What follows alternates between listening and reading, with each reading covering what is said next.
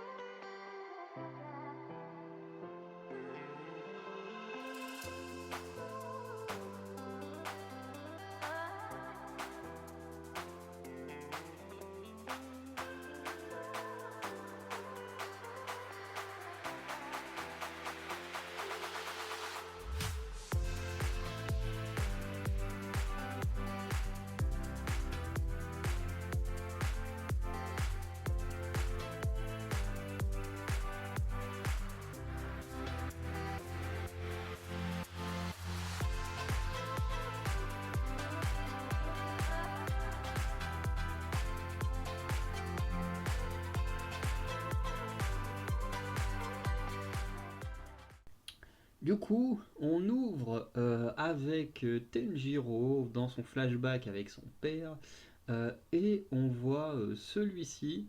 euh, D'ailleurs, ah oui, non, c'est Tanjiro sur la photo. C'est vrai que son père, on lui ressemble quand même pas mal aussi. Bref, qui voit son propre père en train de faire une danse pour offrande au dieu du feu. Parce que, pour rappel, ils vivent dans une sorte de petite forêt reculée. Bon, d'où l'histoire, on l'a découvert en plein hiver. Donc, et là, je crois que le flashback il se passe aussi en hiver. Et du coup, voilà, c'est assez normal du coup de faire une offrande pour le dieu du feu afin de pouvoir se réchauffer, se substanter, parce que le feu est quand même méga important. Voilà, bref. Tanjiro, du coup, va être surpris de voir à quel point son père arrive à danser pendant très longtemps sous la neige, sans jamais se fatiguer. Et ce dernier répondra que tout ça, c'est grâce à son travail de respiration, puisque le travail de respiration est méga important pour utiliser n'importe quel souffle d'ailleurs. Euh, et du coup, ça permet d'avoir confirmation que son père est quelqu'un qui possédait bien un pouvoir lié, enfin pas forcément lié au feu, mais qui possédait bien un souffle.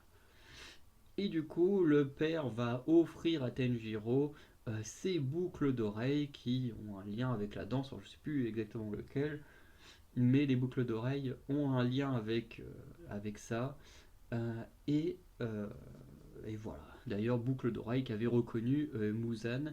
On ne sait toujours pas précisément si le père de Tenjiro était un chasseur ou pas. Alors moi je le dis là parce que où j'en suis, le père de Tenjiro, on l'a jamais revu, même en flashback.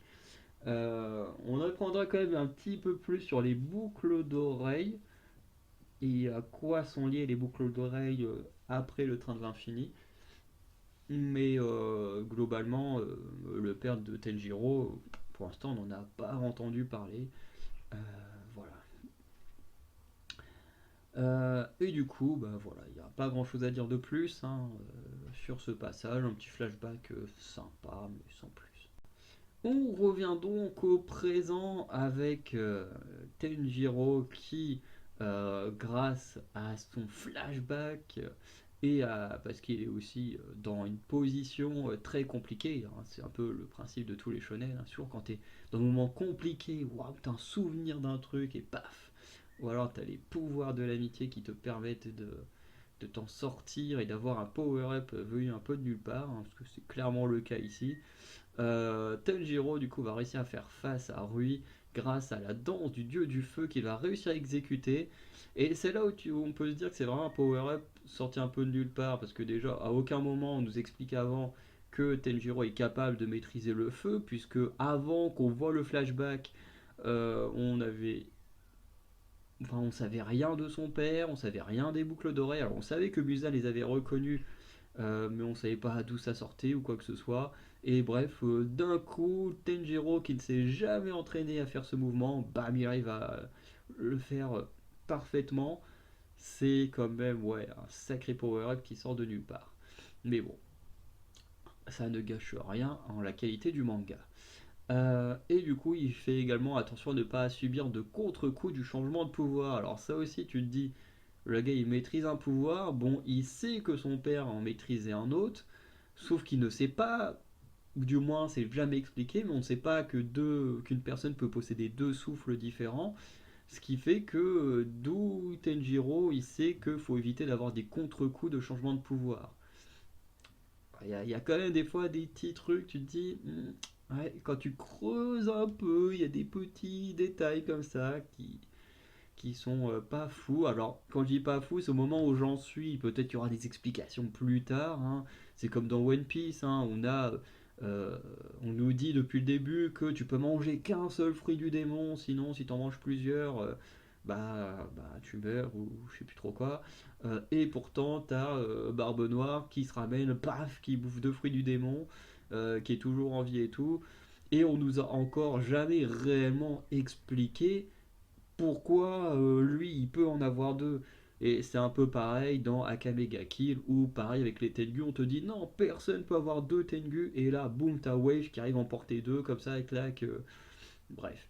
Donc, il y aura sûrement des explications plus tard, j'imagine, mais là, en tout cas, au moment où on en est, c'est clairement un power-up sorti un peu de nulle part, quoi.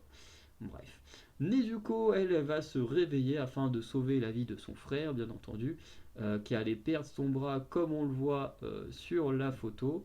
Et je crois que c'est en utilisant une capacité spéciale liée également Alors je crois que c'est lié à son sang, mais qui peut permettre de faire des flammes, un délire comme ça. Et la dernière partie du chapitre, ce sont les fils de Rui, comme on le voit en photo, qui, grâce au sang de Nezuko, qui imbibe les fils, va permettre à Tenjiro d'y mettre le feu. Je crois que c'est Tenjiro qui y met le feu. Ah non, c'est vraiment la capacité de Nezuko.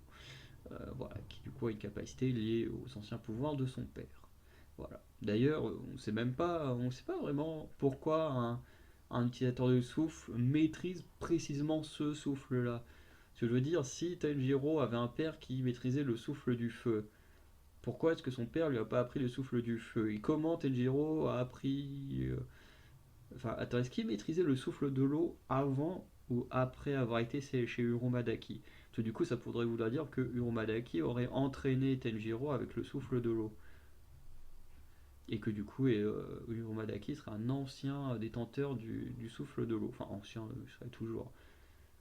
Parce que techniquement, Zenitsu, il possède le fruit, enfin le souffle de la foudre comme son mentor. Donc, ouais, ok. Ouais, des fois, je me pose des questions, je fais des petits débats tout seul. Si certains ont la réponse sans spoiler, n'hésitez pas des fois à donner des petits éclairages, mais sans trop en dire.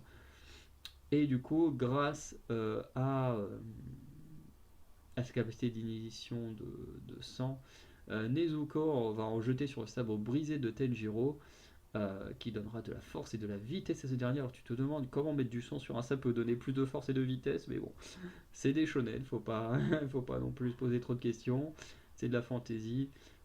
Et grâce à ça, comme vous le verrez sur l'image de la conclusion, Tenjiro va réussir à décapiter Rui. Je crois que c'est la 10e, non 12e lune démoniaque, donc une des lunes inférieures.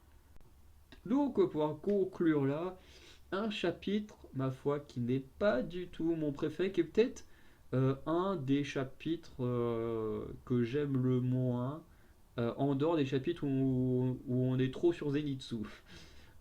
Parce que je trouve que c'est un chapitre où il y a des choses que je trouve incohérentes. Euh, alors encore une fois, comme je l'ai dit plus tôt, si ça se trouve, ce que moi je vois comme des incohérences sont des détails qui vont être expliqués plus tard. Mais c'est vrai que pour moi, là, il y a trop de choses d'un coup qui ne vont pas entre Tenjiro qui voit son père danser, mais qui arrive à reproduire la danse d'un coup. Enfin, je veux dire, moi, je peux regarder des danseurs pendant des heures et des heures, pendant des années. C'est pas pour ça que je saurais reproduire la danse d'un claquement de doigts, hein, même si je suis sur le point de mourir. Enfin, c'est c'est un peu gros, hein. Euh, Après, c'est du shonen, c'est pas étonnant, mais je trouve que c'est quand même un petit peu gros. Ensuite, tu sais pas vraiment d'où il sort ce pouvoir du souffle de feu. C'est pas trop d'où ça sort, puisque son père n'a pas l'air de lui avoir appris. Euh, il te le balance comme ça, sans s'y être entraîné, il arrive à sortir le mouvement parfaitement. Enfin, je veux dire, il y a quand même des choses.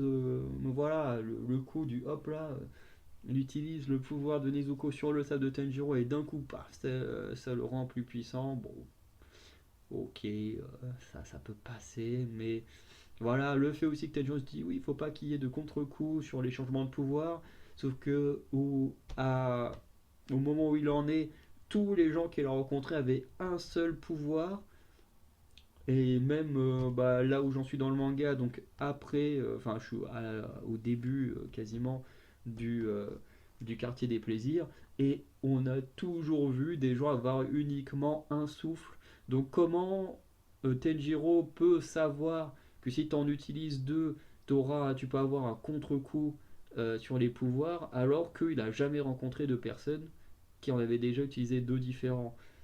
Et en plus, même lui, il a jamais eu l'idée d'utiliser un deuxième. Ça lui est venu comme ça, boum, grâce à un flashback un peu Deus Ex Machina. Donc, ouais. C'est pas la vidéo la plus agréable pour sûrement les gros puristes de Demon Slayer ou les gros. Parce que t'as toujours des gens qui kiffent une œuvre et qui sont incapables de reconnaître les défauts, hein. On voit également ça chez les fans de One Piece, hein. Parce que c'est le manga où je vois le plus la communauté sur internet et t'en as, ils sont dans un déni des fois de certains défauts du manga, c'est incroyable. Euh, mais voilà, je pense que ça va pas plaire à des gens, que là je fasse pas une vidéo très positive, mais en même temps, ce chapitre me donne des détails qui m'amènent plus à poser des questions, mais tu vois, c'est pas des questions en mode sur l'univers ou quoi que ce soit, comme on faisait au début du manga. Là, c'est vraiment des questions en mode mais qu'est-ce qu'il a foutu l'auteur, quoi. Est-ce qu'il va nous donner réellement des réponses ou est-ce qu'il va juste laisser ça comme ça sans réponse et que du coup c'est pas cohérent du tout parce que voilà, on nous a rien expliqué, on nous a rien teasé petit à petit pour en arriver là, c'est juste boum, ça sort d'un coup comme ça et c'est un peu dommage. Voilà. Donc n'hésitez pas à me dire ce que vous en pensez de ce chapitre, de ce que j'ai pu dire. Voilà, et bien sûr à le faire dans le respect et sans spoiler. Voilà, si par exemple il y a des choses où il y aura des réponses plus tard, dites juste voilà, tu auras des réponses plus tard et puis voilà. Mais ne spoilez pas s'il vous plaît. Sinon, je vous souhaite une bonne journée, une bonne soirée. Je vous dis à la semaine prochaine pour le chapitre 41. Ciao tout le monde.